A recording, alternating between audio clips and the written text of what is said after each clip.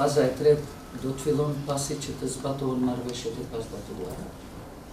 E që janë folli telefonik në Kosovë, pavarësimi i kostit, pastaj është edhe hartimi i statutit për asociacionin që ende s'ka filluar, por ju thash që do të jetë pajtim me vendimet e gjykatës kushtetuese. Por edhe asociacioni si strukturë dalë nga marrëveshja e Brukselit, me marrëveshje garantohet që nuk do të ketë kompetenca ekzekutive, as nuk do të jetë në niveli tretë, sepse në pikën e dytë marrëveshjes thotë që asociacioni është në pajtim me ligjet e Kosovës, ndërsa ligjet e Kosovës nuk lejojnë asociacion me kompetenca ekzekutive. E para, vendosja e kufirit ndërkombëtar mes dy shteteve, përkatësisht demarkacioni i kufirit ndërshtetëror mes Kosovës dhe Serbisë. E dyta, respektimi i fqinësisë mes dy shteteve dhe mos ndërhyrja në sovranitetin e njëra tjetrës. Përkatësisht ndërprerja e ndërhyrjeve të Serbisë në Kosovë në fushat tjera që nuk janë trajtuar, pra në fushat ku nuk janë shu strukturat paralele. E treta, vendosja e bashkëpunimit ndërshtetëror në fusha me interes sipas standardeve evropiane dhe euroatlantike. E katërta, reparacionet e luftës, dhe në kuadër të reparacioneve të luftës sipas ligjit ndërkombëtar, në kuadër të garancioneve që duhet ipen, se kur rrihet një marrëveshje paqe apo një traktat paqe mes dy shteteve, duhet të ketë parimet e garancioneve. Në kuadër të garancioneve, do t'ju lexoj çfarë kemi kërkuar dhe çfarë do të kërkojmë kur nis kjo fazë.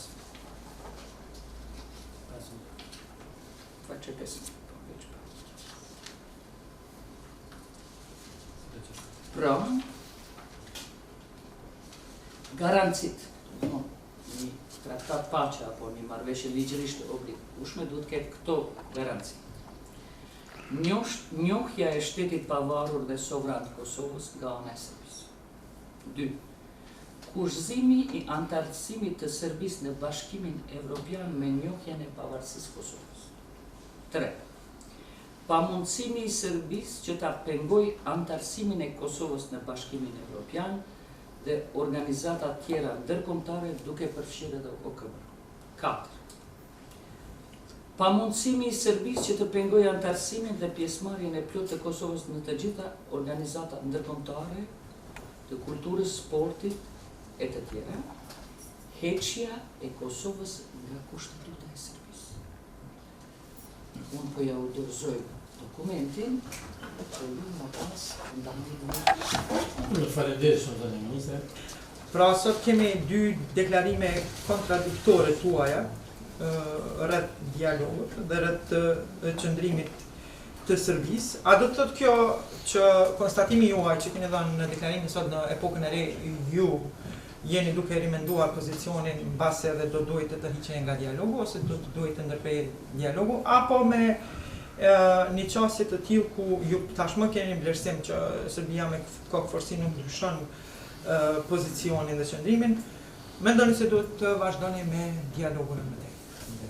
E përmendet një çështje shumë të ndihshme, që është prapë dështimi i radhës në bisedimet, janë pa gjetur, dhe nuk po duhet të bëj politik, por e ndjej sikur çdo familje që ka pësuar, dhe a nuk ka qenë prioritet që spari në kornizën e bisedimeve të bisedohet për të pagjeturit. Sepse janë edhe 1600 pagjetur e fatëve në të drejtë dhe kjo vetëm si përfaqe apo përmendet tërthorazi kur janë datët e caktume, shkojnë gjithë politikanët, premtojnë dhe u banë sa vite dhe ende nuk kemi përfundim kësaj çështje. Dhe prapë kjo është një dështim dhe këtu s'di çka ka përfituar Kosova. Nga pyetjet që mu më intereson besoj edhe opinionit është se a pritet të ndryshoj formati i bisedimeve.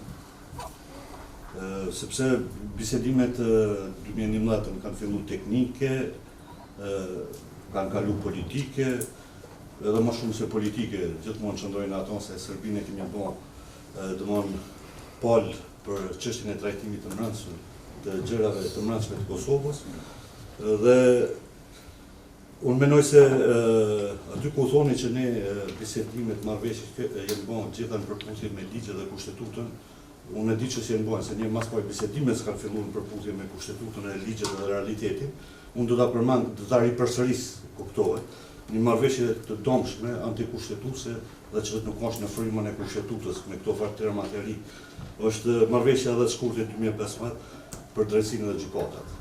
Bon, kjo është në kundërshtim me kushtetutën edhe me frymën kushtetuese.